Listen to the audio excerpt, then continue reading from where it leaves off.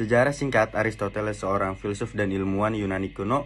Dia lahir pada 384 sebelum Masehi di Stagira, Chalcidice, Yunani. Merupakan salah seorang tokoh intelektual terbesar dalam sejarah Barat.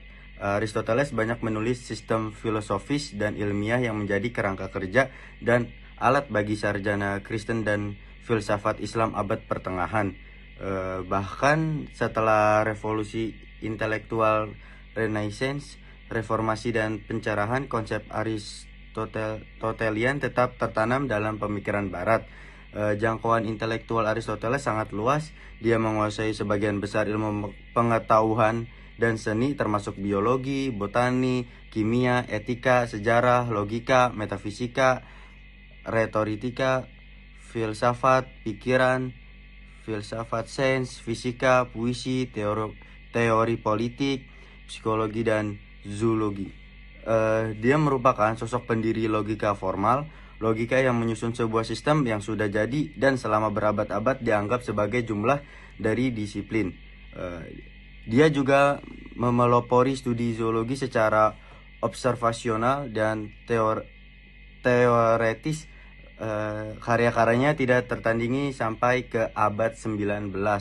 Namun, tentu saja Aristoteles lebih dikenal sebagai filsuf. Tulisannya tentang etika dan teori politik juga metafisika dan filsafat ilmu terus dipelajari. Karya-karyanya menjadi arus kuat dalam debat filsafat kontemporer.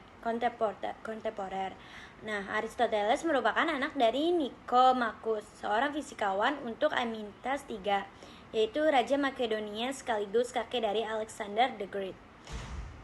Terus setelah kematian sang ayah, Aristoteles pindah ke Athena di mana dia berjumpa dengan Plato. Dia tinggal di Akademi Plato selama 20 tahun sebagai murid sekaligus koleganya. Dengan Plato, Aristoteles berusaha menggabungkan apa yang dianggapnya terbaik dari apa yang telah dia pelajari dari Plato. Nah, Aristoteles kemudian wafat pada 322 di Chalcis, Euboea.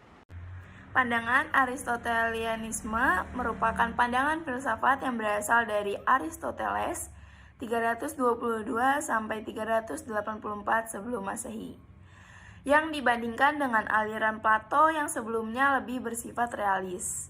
Pada mulanya gereja tidak mengindahkannya atau melawannya. Namun kemudian etika, logika, dan teori kausalitas serta pandangan Aristoteles mengenai jiwa manusia sebagai forma tubuh, atau tidak sama dengan Platonisme yang memandang tubuh sebagai penjara jiwa. Besar pengaruhnya selama abad pertengahan melalui dukungan para ahli filsafat Arab yaitu Al-Kindi, Al-Farabi, dan Ibn Sina.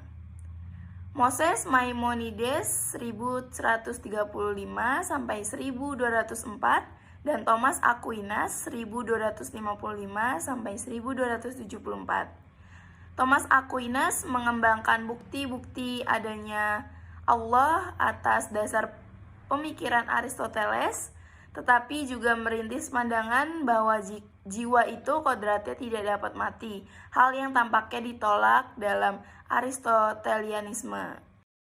Aliran. Arti dasar dari Aristotelianisme adalah aliran yang mengikuti ajaran Aristoteles. Meski demikian, filsafat para pengikut Aristoteles tidak seluruhnya seragam.